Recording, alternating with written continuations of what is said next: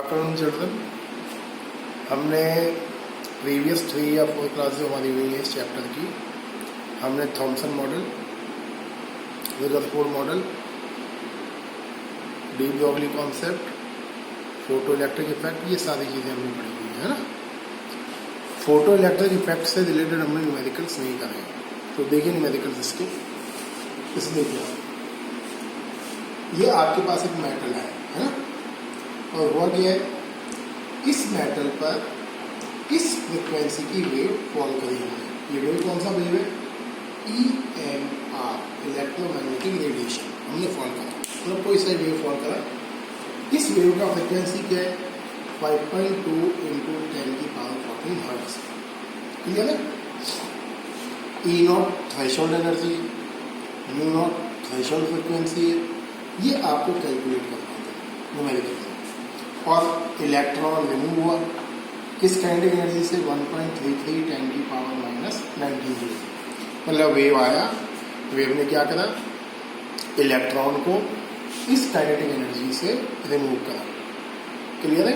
आपको क्या क्या चीज़ मेंशन है, आपको फ्रिक्वेंसी मेंशन है वेव का, आपको E0 और μ0 निकालना है। देखिए फॉर्मूला क्या होता है फोटो इलेक्ट्रिक इफेक्ट में? Total energy equal E0 plus E। E0 को हम क्या बोलते हैं? Threshold energy. μ0 को हम क्या बोलते हैं? Threshold frequency. देखिए अब यहाँ E तो है नहीं मेंशन, आपको क्या दिया है? फ्रिक्वेंसी। तो आप क्या करोगे? सबसे पहले फॉर्मूला क्या होता है E का? E इक्वल h कर सकते हैं। तो करना क्या है आपको? सबसे पहले आपको निकालना है E के प्लेस पर h। तो सीधा वैल्यू प्लेस करिए h म्यू इक्वल क्या हो जाएगा? E0 plus k। क्लियर? हम क्या कैलकुलेट करने वाले? पहले we are calculating E0। h की वैल्यू 6.625 10⁻34। फ्रिक्वेंसी का वैल्यू दिया हुआ है आपको 5.2 into 10⁻14 equal E0 plus k। k का वैल्यू 1.33 इंटू 10⁻19। ये कैलकुलेशन करनी है, ये कैलकुलेशन करनी है। क्लियर है? आगे बढ़ते हैं। ये कैलकुलेशन देख लीजिए कैसे करूँगा। फॉर्मूला लगाया h mu equal E0 plus k। E0 आपको निकालना, h की वैल्यू प्लेस करिए, आपको दिया हुआ है प्लैंक कांस्टेंट, ये वैल्यू लगाया। म्यू का वैल्यू आपको मेंशन है, ये रहा म्यू का वैल्यू। E0 निकालना, k का वैल्यू ये आपको मेंशन है। देखिए पावर्स है 10⁻14 10⁻−34, कैलकुलेट करोगे क्या हो जाएगा? 10⁻−20। इसको इससे मल्टीप्लाई करना है, तो 6.625 इंटू 5.2 इंटू 10⁻−20 ई बाहर निकाल लिया आपने, माइनस 1.33 इंटू 10⁻−19। क्लियर है? अब यहाँ करना क्या है? थोड़ा दिमाग लगा, थोड़ी सी कैलकुलेशन में ट्रैक लगानी है आपको। 34.45 इंटू 10⁻−20 माइनस 1.33 10⁻−19। मुझे क्या करना है? ये दोनों इक्वल कर देंगे पावर्स। कैसे करेंगे? डेसिमल अगर आप यहाँ ले जाओगे तो क्या हो जाएगा? 3.445 इंटू 10⁻−19। क्लियर है? माइनस 1.33 10⁻−19। 10⁻−19 आप बाहर ले लीजिए कॉमन, क्या बचा अंदर? 3.445 माइनस 1.33 क्या आ जाएगा? 2.115 10⁻−19। अगर कैलकुलेशन थोड़ा मैथ के रूल्स ट्रिक से करोगे आपको इजी लगेगा। अगर आप कैलकुलेशन में मल्टीप्लाई करने बैठ गए it will take lot of time, इसलिए मैंने कैलकुलेशन आपको करके दिखाया है। क्या मिला आपको? E0 क्या निकालना है? Threshold frequency. फॉर्मूला क्या होता है? ऑलरेडी पता है आपको, तो फॉर्मूला क्या लगाओगे? E0 equal h म्यू0। E0 की वैल्यू कितनी है? 2.115 इंटू 10⁻−19। h की वैल्यू 6.625 10⁻−34 इंटू μ0। ये वैल्यू यहाँ ले लीजिए नीचे, यू विल गेट μ0। ये जो न्यूमेरिकल आपने करा है ये 3 मार्क्स न्यूमेरिकल है। अगर फोटो इलेक्ट्रिक इफेक्ट से न्यूमेरिकल को आना है, इसी पैटर्न पर न्यूमेरिकल आपको मिलेगा, थोड़ा बहुत 5 या 10% अप एंड डाउन। क्लियर है? इससे रिलेटेड और भी न्यूमेरिकल्स मैं आपको नोट्स में शेयर कर दूंगा, आधे PDF भेजूंगा आपको नोट्स के, जो कवर्ड चैप टॉपिक्स हैं उसके। क्लियर है? आगे बढ़ते हैं। क्वेश्चन नंबर 2 देखिए आप, फोटो इलेक्ट्रिक इफेक्ट में ध्यान से देखिए न्यूमेरिकल। एक वेव है जिसका फ्रिक्वेंसी 2 इंटू 10⁻16 हर्ट्ज है, फॉल कर रहा है मेटल सरफेस पर, ये आपका मेटल सरफेस फॉल करा। फॉल करने के बाद इलेक्ट्रॉन रिमूव हुआ जिसका काइनेटिक एनर्जी आपको कैलकुलेट करना है। क्वेश्चन मार्क लगा रखा है मैंने। थ्रेशोल्ड फ्रिक्वेंसी आपको मेंशन है 8.68 10⁻15 हर्ट्ज। क्लियर है?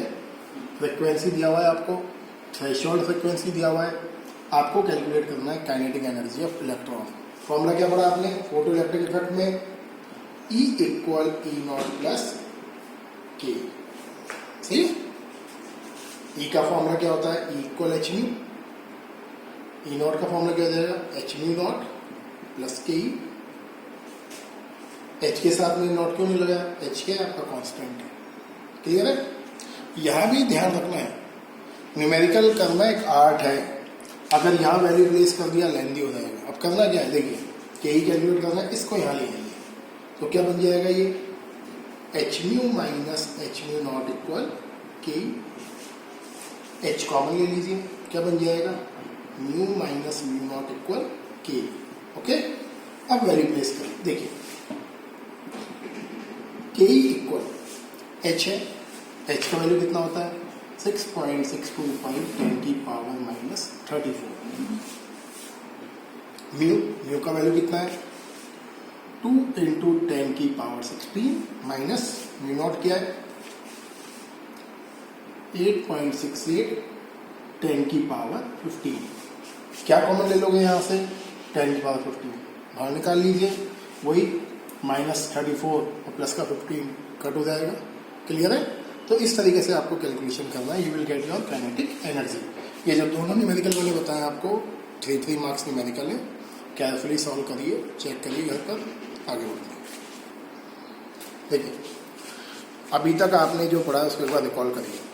आपने पढ़ा EMR, Planck quantum theory, de Broglie concept, और अभी पढ़ा आपने जस्ट फोटो इलेक्ट्रिक इफेक्ट। सही है? अभी आगे जाना है हमें स्पेक्ट्रम में।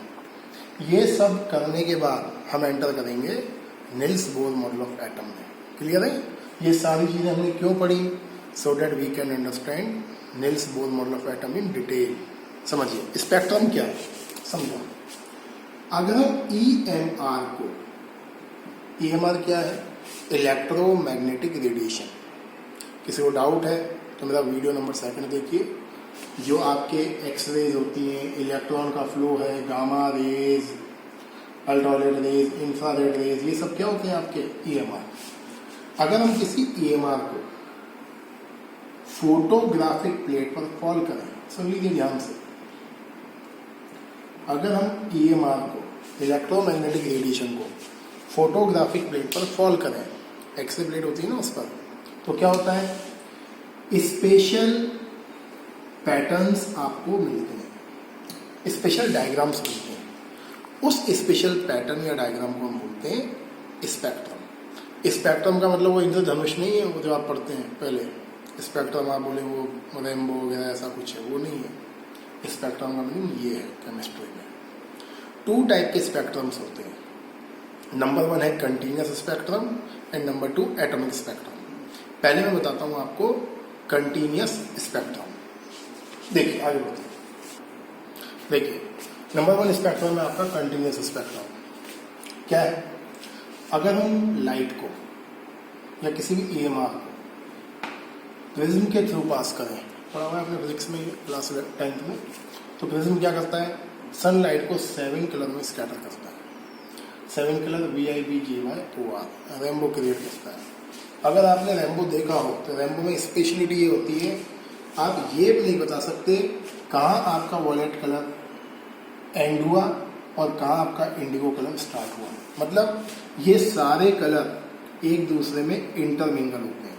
मतलब between these colour of rainbow और spectrum distinct separation can not be identified. आप ये नहीं एज्यूम कर सकते कहाँ वॉलेट एंड हुआ, कहाँ इंडिगो स्टार्ट हुआ, कहाँ इंडिगो एंड हुआ, कहाँ आपका ब्लू स्टार्ट हुआ।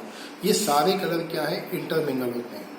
सो such a spectrum in which a different lines of colour can not be identified clearly और distinctly is a called continuous spectrum. आपकी जो सनलाइट है या जो भी लाइट है उसका स्पेक्ट्रम कंटिन्यूस नेचर का होता है। क्लियर है?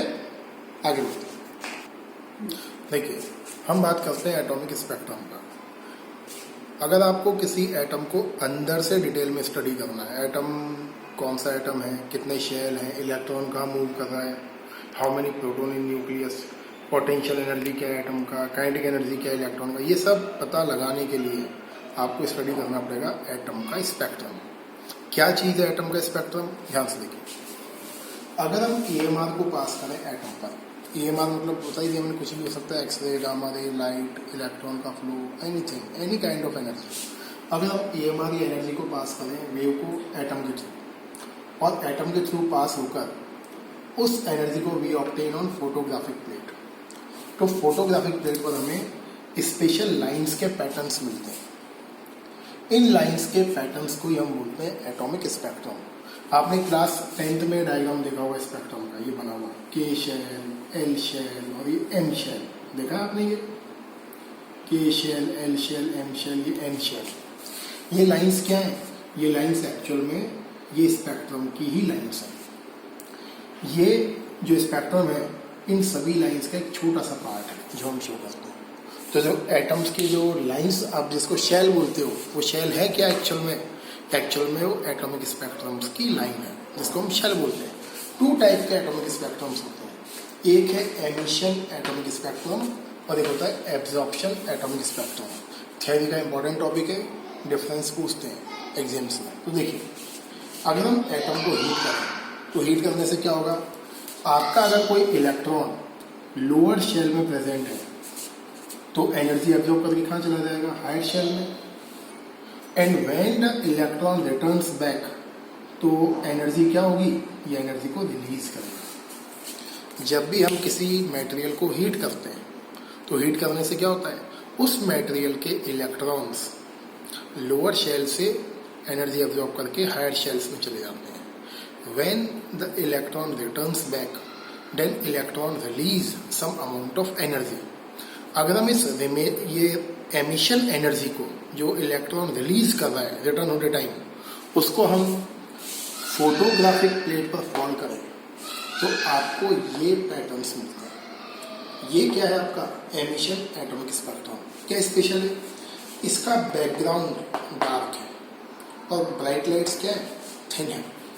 तो एमिशन एटॉमिक स्पेक्ट्रम को पहचानोगे कैसे आप? 3 तरीके हैं। एटम को हीट करते हैं, पहला तरीका। दूसरा, जो स्पेक्ट्रम का डायग्राम है, background is dark and bright lines are thin. Same case absorption atomic spectrum है। अगर हम एटम को हीट नहीं करते या हमने लाइट को फॉल करा एटम के ऊपर, तो एटम क्या करेगा?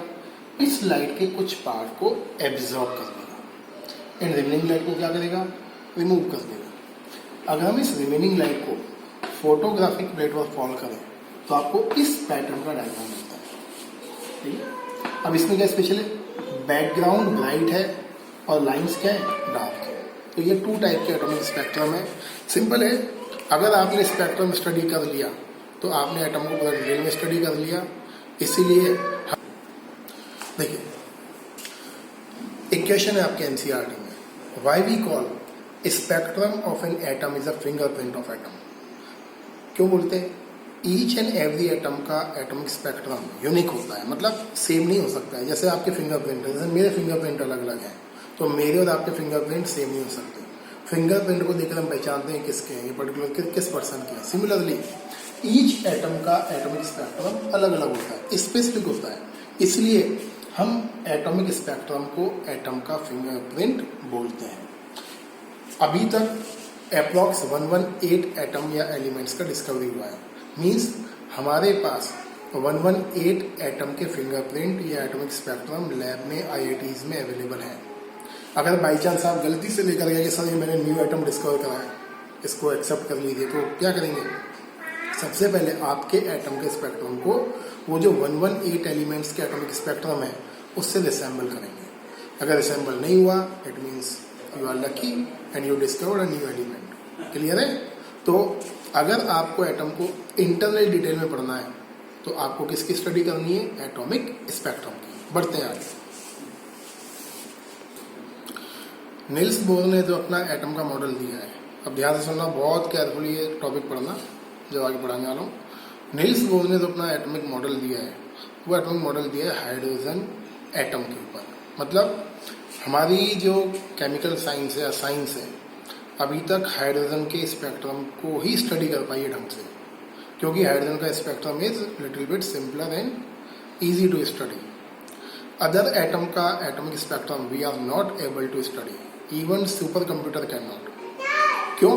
बिकॉज जैसे जैसे एटम का साइज बड़ा होगा, बिकॉज ऐसे एटम जिसके पास मोर देन 1 इलेक्ट्रॉन्स होते हैं, उन एटम का spectrum we obtain is very very complex and beyond the level of study. ये क्वेश्चन भी आपके एनसीईआरटी में ध्यान रखना। देखिए, नील्स बोर ने स्पेक्ट्रम स्टडी करा हाइड्रोजन का। When he observe the spectrum he got these lines. इन लाइन्स को हम बोलते हैं लाइमन, बामर, पाश्चन, ब्रैकेट, फुन, हमफेरी। नाम सुन लीजिए दोबारा, लाइमन, बामर, पाश्चन, ब्रैकेट, फुन, हमफेरी। इन्हीं को आपने पहले लाइन में क्या पढ़ा है? K shell, L shell, M shell, N shell, O shell, P shell. ये सारे शेल्स क्या है? के लेवल जिसको हम बोलते हैं, उन्हीं के नेम क्या है? Lyman, बामर, पाश्चन, bracket, Pfund, Humphreys. तो when we obtain spectrum of hydrogen, हमको इस पैटर्न्स की लाइंस मिलती है, इसलिए हम एटम के स्पेक्ट्रम को लाइन स्पेक्ट्रम भी बोलते हैं। क्लियर?